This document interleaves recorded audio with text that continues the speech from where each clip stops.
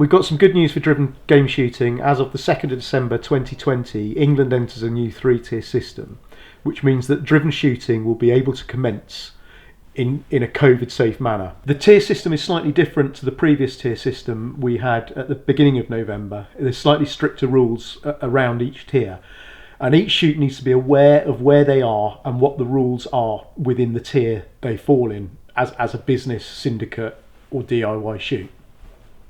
We've all got a responsibility to keep our employees, our guns and other people involved with the shoot safe, and we've proven that shooting is able to do that so far during this pandemic.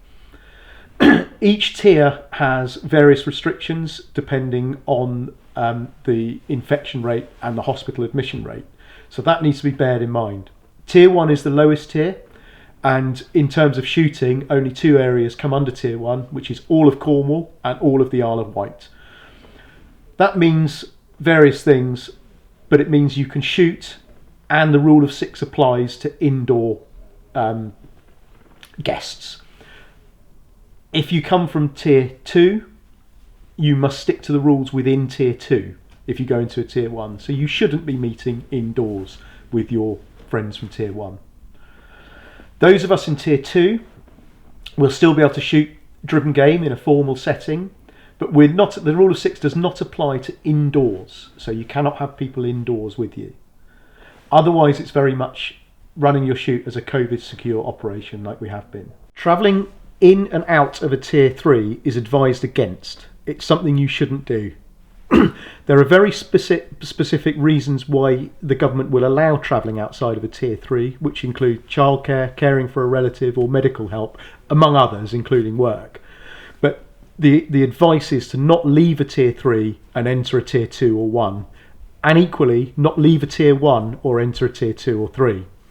That's down to you as an individual to decide if your travel is essential or not.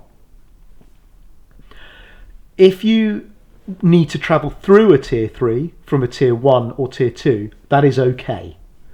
But you shouldn't be stopping within the Tier 3 unless it is essential that you do so.